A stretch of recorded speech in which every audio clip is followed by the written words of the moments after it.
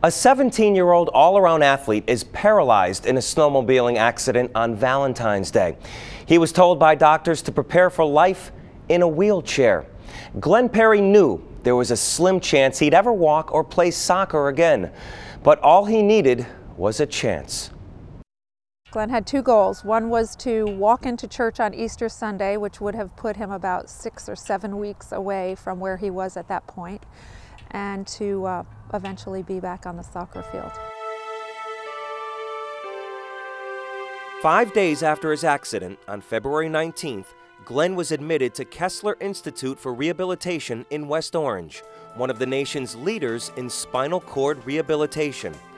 Barbara Garrett was Glenn's senior physical therapist. He came in with a body brace on. He had very little movement in his legs. So we had to be guarded with our goals. Initially, it's get as independent as possible at the wheelchair level and walking as tolerated. What was the most difficult part about the rehab process? Was there one day that stood out that you're like, I can't do this? Did you ever say, I can't do this, I'm never gonna walk? The first time I tried to walk again.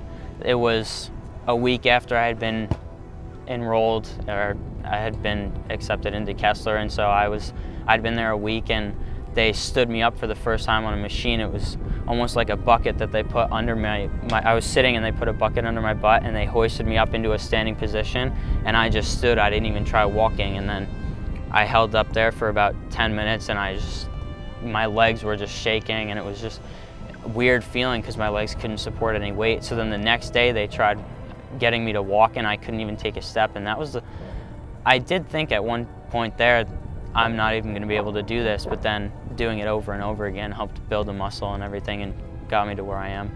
So yes, there was a point in time that I thought it would never happen. He was a wonderful kid. He was motivated, ready to go, and that's a great patient to work with because you know they're going to try their best with you. And it became evident after several weeks that he was walking more with braces, and then with less and less bracing, with a walker, with canes. So it was really exciting. It was a great rehab experience working with him. As is the case with every patient at Kessler, Glenn had to walk before he could run. That next phase of his rehab took place here in the research arm of the Christopher and Dana Reeve Foundation at Kessler. When he came to us, he was already standing and walking. A lot of our patients aren't doing that when they start with us, and we don't guarantee anything as far as how well they'll do when they leave, but he did fantastic. I mean, he was running when he left here. I think on his last day they played soccer with him, which was his ultimate goal, so that was fun for everyone. Going through my mind when I was learning to run again, just like when I was learning to walk, this is going to be impossible, I can't even do it, but now that I can do it, it's almost like I can't even believe that it happened. 49 days after Glenn was paralyzed in a snowmobiling accident, exactly 7 weeks later, he achieved his first goal. Glenn walked into church on Easter Sunday with the aid of a walker. Glenn Perry, where's Glenn? There we go. Glenn's over here. What helped you to get through this and to get you to walk again? To be honest with you, I'm a devout Christian, and my faith in God, I believe, is what got me through. He gave me the strength. I was able to rely on him to give me the strength to get through my accident, and I think it was him that really worked a miracle in my life and brought the use of my legs back through my hard work. Did you cry? All the time, every day. I was emotionally unstable at best, and it was just extremely tough to cope with what I was going through. But Glenn still had one more goal to reach, and by July, he got the go-ahead from his doctor to resume playing soccer. He was happy to hear that I gave him a green light to do everything and anything. Honestly, once I knew that he could walk, I really didn't care whether he played soccer or not. It's hard to, you know, you see him as one of your kids. While Glenn could run and kick a ball, his strength and coordination were nowhere near what it was before his accident. So while he practiced every day with his teammates, he knew the chances of getting into a game were slim. You're here, Glenn. It's like you're here with the team, and that's miraculous in itself. But is there a party that says, you know what, I really want to get in there. I want to play more. I want to score a goal. I want to feel like I can contribute. Yeah, every day, every practice, every game. I would have loved to be, as a senior, out on the field, you know, leading my team as a captain, but I do what I can from the bench. And then came the moment Glenn had been waiting for, senior night. Glenn started that game and played less than 5 minutes.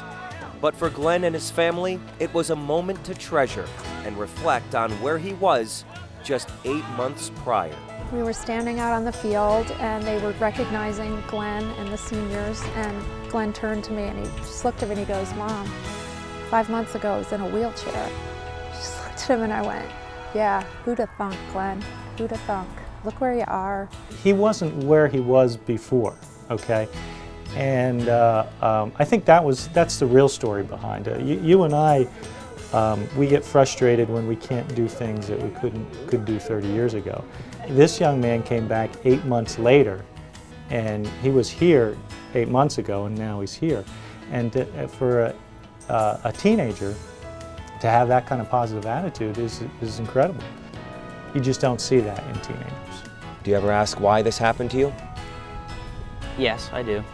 But at the same time, I do know that there's a plan for me. From the time I was young, I've just had an unbelievable determination and drive to do 150% whatever I'm doing and to work at it with everything that I have. There is not a day, I still get emotional, there's not a day that goes by that we don't realize that we live with a miracle.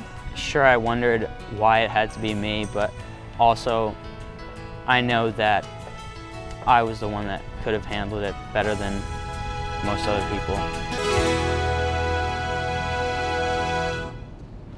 Glenn Perry has documented his remarkable journey on a website, www.caringbridge.org/visit/Glenn Perry. More than 11,000 people have visited the website, and it's growing by the week. Glenn has not been on a snowmobile since the accident, but he does plan on riding again, possibly this winter, because it's something he says he truly enjoys to do. My thanks to Glenn and his mom, Dawn, for sharing their inspirational and remarkable story with us.